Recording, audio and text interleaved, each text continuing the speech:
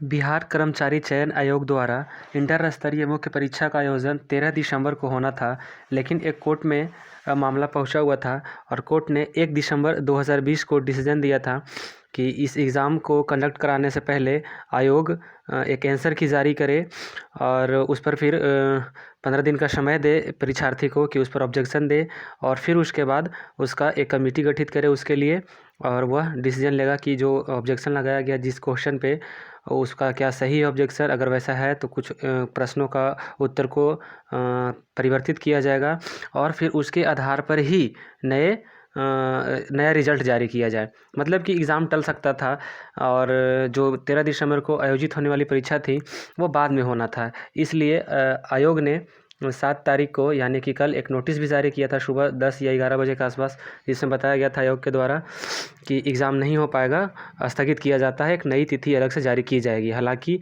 उस सूचना में नोटिस में आयोग ने बताया था कि एक हम अपील दायर की हैं हाई कोर्ट में और उसके अनुसार फिर हम आगे काम करेंगे।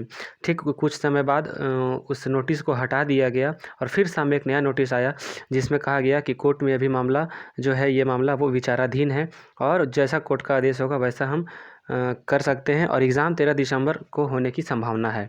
तो आज कोर्ट में हियरिंग था, सुनवाई हुआ और कोर्ट ने जो फैसला दिया वो बहुत ही अच्छा फैसला है और विद्यार्थियों के लिए बहुत ही खुशखबरी की बात है कि आज कोर्ट ने इस पर से स्टे जो था वो हटा दिया है, यानी कि अब आयोग स्वतंत्र है।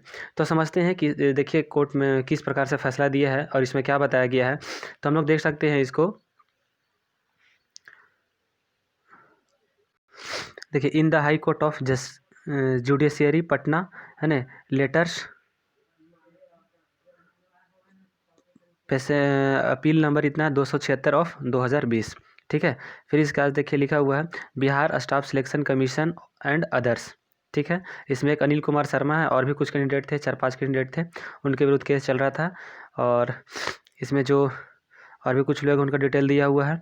अब देखते हैं कि कोर्ट ने क्या कहा है। तो on our asking copy of paper book was yesterday supplied to Shri Kumar Kaushik learned advocate है ना, who had represented the writ petitioners who enters appearance on their behalf and seeks time to file वकालतनामा and और obtain instruction as prayed for time is granted. And अब इसमें pray किया गया है ना श्री कुमार कौशिक के द्वारा। इसमें कहा गया है कि टाइम पहले से निश्चित किया जा चुका है as prayed for list tomorrow, और कल के लिए इसको हियरिंग के लिए कि आदेश दे दिया जाए इस संबंध में और स्टे को हटा लिया जाए, इसमें भी प्रार्थना किया गया है। ये सब बात इसमें बताई गई है। इसमें देखिए आगे लिखा हुआ है ना, in the interim we stay the operation of the impugned judgment dated इतना इतना इतना passed in CWJC number 7949 of 2020। देखिए इससे पहले जो था वो ये केस नंबर ये था जो पहले फैसला आया था जिसमें बताया गया था कि फिर से आंसर की जारी किया जाए और उसके बाद फिर नया रिजल्ट आएगा, उसके बाद फिर एग्ज़ाम होगा। ये केस नंबर पहले था, लेकिन जो नया केस नंबर है वो आपका ये वाला केस नंबर है। ठीक है, देखिए यहाँ पे लिखा हुआ था 276 ऑफ 2020, ये अपील नंबर है जो कि बिहार SSC आयोग के द्वारा है ना ये अपील किया गया, वो अपील नंबर 276 ऑफ 2020 है। लेकिन जो पुराना केस था जिस पर कि जजमेंट आया था कि कुछ पहले आंसर की जारी किया जाए उसके बाद एग्ज़ाम होगा वगैरह वगैरह बातें की गई थी, तो वो जो नंबर था ये था CWJC नंबर 7949 ऑफ 2020 है ना, Anil Kumar Sharma and the staff of Bihar यानी कि बिहार स्टाफ सिलेक्शन कमीशन के विरुद्ध था। अब देखिए इसमें आगे देखते हैं। अब देखिए इसमें डिसीजन क्या दिया गया है। It shall be open for the appellants to proceed with the examination to be held on 13 of December 2020 है ना, ये इसमें लिखा हुआ है।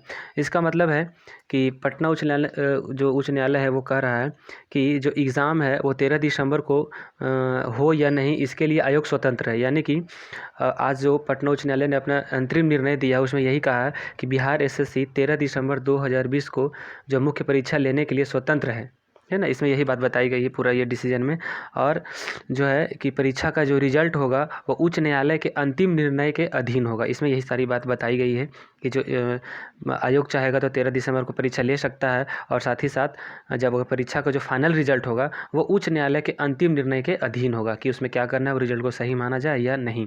साथ ही साथ ये भी आयोग ने बात बताया है कि देखिए बताया गया है कि which is just 5 days from today advertisement for filling, मतलब कि which is just 5 days from today, मतलब आज से 5 दिन बाद एग्ज़ाम होना है।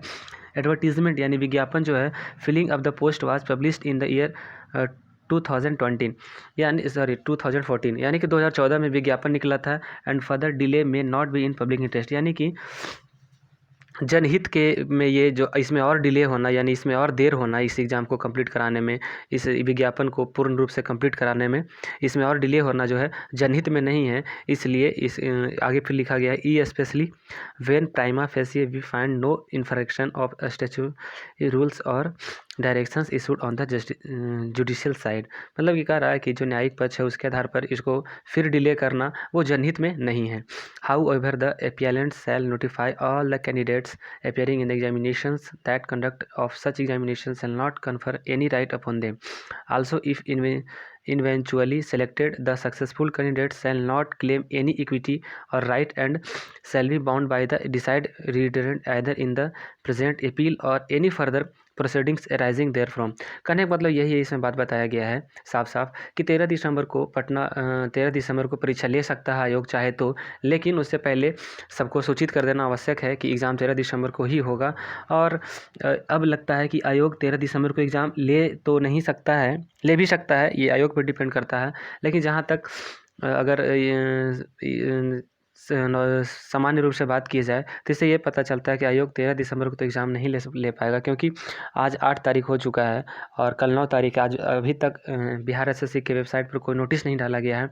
कल 9 दिसंबर है। कुछ लोग जो हैं वो तो बिहार के रहने वाले हैं, उनको कोई दिक्कत नहीं है, लेकिन जो व्यक्ति बाहर में रह रहे हैं, जैसे दिल्ली में रह रहे हैं, महाराष्ट्र में रह रहे हैं और कहीं भी रह रहे हैं, इस लॉकडाउन पीरियड में जहाँ ट्रेन का परिचालन बंद है ना, बहुत तरीक़े का समस्या है किसी को पहुंचने, अपना घर तक पहुंचने में, खास करके सेंटर पे कैसे पहुंचेगा। तो इस समय में मात्र 4 दिन में पहले ही एडमिट कार्ड जारी करना कहीं से तर्कसंगत प्रतीत नहीं हो रहा है। ऐसे समय में आयोग सोचेगा कि एक नया डेट दें जो कि बहुत ही नज़दीकी हो सकता है कि जैसे कि 16 को एग्ज़ाम है, कुछ 20 को एग्ज़ाम है, 30 बीच में और भी कोई डेट बचता है, उस दिन वो एग्ज़ाम ले ले। कोई ज़रूरी नहीं हो कि रविवार को ही एग्ज़ाम ले, क्योंकि स्कूल तो बंद ही चल रहा है लगभग।